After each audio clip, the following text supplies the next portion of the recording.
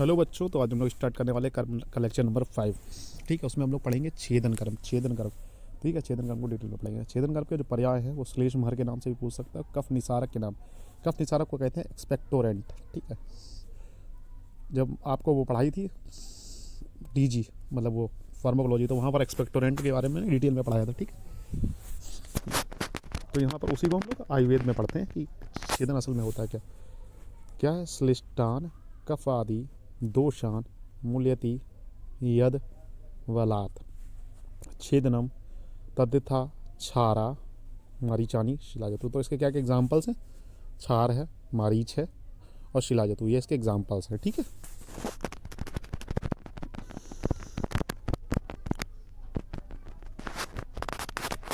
अर्थात जो द्रव्य शरीर में चिपके हुए कफ आदि दोषों को बलपूर्वक शरीर से बाहर निकालता है उसे छेदन कहते हैं।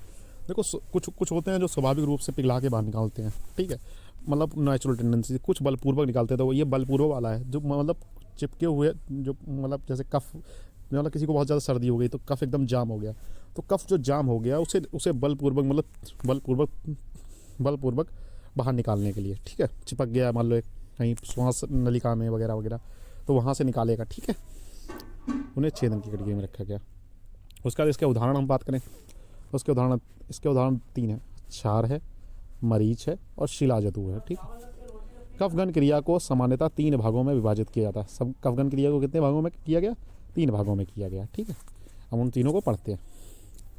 सबसे पहला है कफ उत्क्लेदी मतलब नोजियल एक्सपेक्टोरेंट। इस क्रिया के द्वारा श्वास प्रणाली ग्रंथियों की उत्तेजना से श्लेष्म निकालने की प्रवृत्ति ज़्यादा हो जाती है। इसमें क्या होता है? जब आपको पढ़ाया था एक्सपेक्टोरेंट पढ़ाया था, एक्सपेक्टोरेंट क्या करता है? एक्सपेक्टोरेंट में 3 थे। एक क्या कर रहा था, यहाँ पर ये सिक्रीशन को बढ़ा रहा है। क्या कर रहा है? सिक्रीशन को बढ़ा दे रहा। ठीक, सिक्रीशन को बढ़ा दे रहा है तो क्या है, कफ जो होगा पतला हो जाएगा तो कफ जल्दी बाहर निकल जाएगा। ये मॉडर्न में आप लोगों को पढ़ाया था पहले। ठीक है, क्या होता है इसमें? इस क्रिया के द्वारा श्वास प्रणाली यानी कि जो मतलब ट्रैकियल ट्यूब है वहाँ पर मतलब ग्रंथियों की उत्तेजना से श्लेष्म निकलने की प्रवृत्ति ज़्यादा हो जाती है। उनमें क्या इरिटेशन होता है? इरिटेशन से क्या होता है, जो श्लेष्मा है जो जमा हुआ है उसकी वो ज़्यादा निकलने लगता है। ठीक है, जिससे वमन आदि क्रिया के द्वारा कफ बाहर निकल जाता है, जैसे मतलब जिससे वॉमिटिंग वगैरह होकर कफ बाहर निकल जाता है। एक तो ये हो गया। ठीक है, अभी इसका रसपंचक पढ़ लेते हैं। तो इसका रसपंचक रस क्या है? मधुर है, स्निग्ध पिश्चिल मृदु। ठीक है, वीर इसका शीत है, विपाक इसका मधुर है, दोषकर्म बताएं तो कफ वर्धक है। ठीक है, भौतिक संगठन की बात करें तो इसमें पृथ्वी और जल है। ठीक है, उदाहरण की बात करें तो इसमें मदन फल है, हरितकी है मतलब मदन फल है, हरिद्रा है, मुलेठी आदि है। ठीक है, मदन फल वैसे भी वॉमिटिंग में आता है। ठीक है, हरिद्रा, ठीक है, मुलेठी मतलब जो कफ के लिए इस्तेमाल करते हैं घर पे, तो उन्हीं को इसमें इंक्लूड किया गया। ठीक है, अगर आयुर्वेद में बोले क्षारीय कफ निसारक कहते हैं। ठीक है, are to stimulate the bronchial mucus secretion through the vagus stimulation reflex action of the gastric mucosa। ये क्या करता है? ये वेगस नर्व की मदद से क्या करता है? ब्रोंकियल म्यूकस सेक्रेशन को बढ़ा देता है। म्यूकस सेक्रेशन होगा, म्यूकस ज़्यादा रिलीज होगा तो क्या होगा कि जो मतलब क्षारीय गुण के कारण जो कफ होगा वो बाहर निकल आएगा। ठीक है, इस तरीके से देख सकते हो। Are to stimulate the bronchial mucus secretion through the vagus stimulator. ये वेगस की मदद से वो क्या कर रहा था? वो इरिटेशन कर रहा था। पहला वाला क्या कर रहा है? नोजियल इरिटेशन कर रहा था। ठीक है, मतलब जो श्वास प्रणाली में इरिटेशन कर रहा था, ये ब्रोंकियल म्यूकस सेक्रेशन को बढ़ाता है। ठीक है,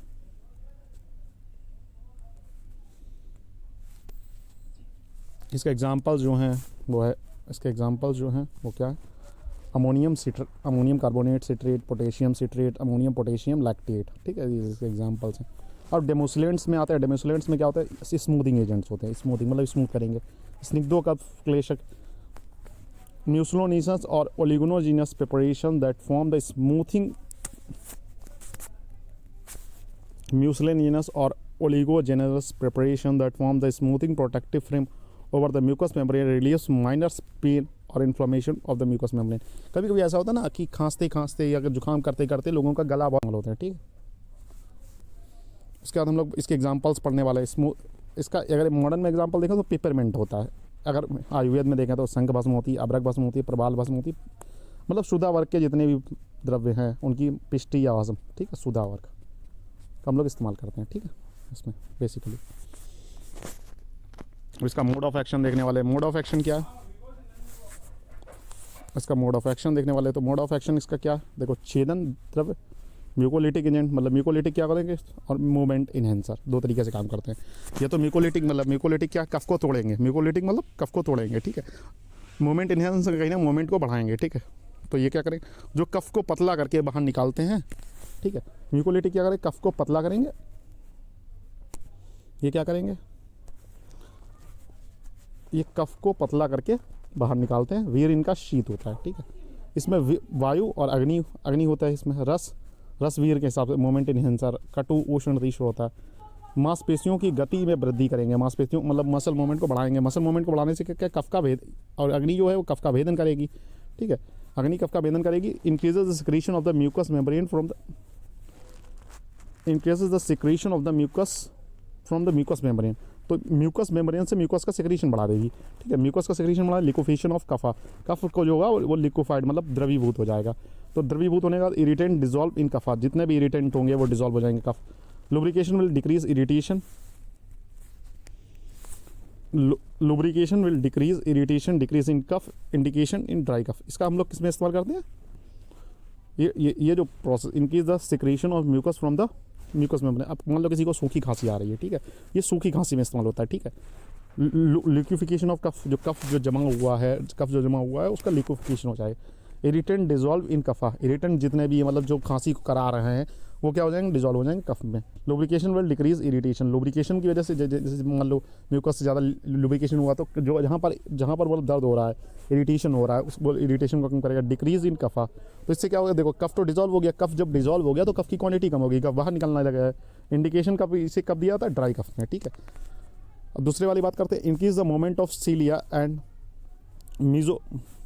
mesoderm of the respiratory tract. यहाँ पर जो सीलिया होते हैं, मतलब सीलिया मतलब ब्रस्ट लाइक स्ट्रक्चर होते हैं, उनका मूवमेंट बढ़ा देगा रेस्पिरेटरी ट्रैक, और मीजोडम ऑफ रेस्पिरेटरी ट्रैक, ठीक है। Expels cough from the respiratory tract to outside, जो कफ जो मतलब ये क्या है, उस आर्द्र कफ है, आर्द्र का मतलब कफ बहुत ज़्यादा है, कफ बहुत ज़्यादा है तो क्या करेगा, कफ को रेस्पिरेटरी ट्रैक से बाहर निकालेगा, ठीक है। वहाँ पर क्या कफ नहीं बिल्कुल सूखी खांसी आ रही तो कफ को पहले डिजॉल्व कर देगा फिर बाहर निकालेगा। यहाँ पर कफ सीधा है तो कफ को सीधा बाहर ही निकाल देगा, ठीक है।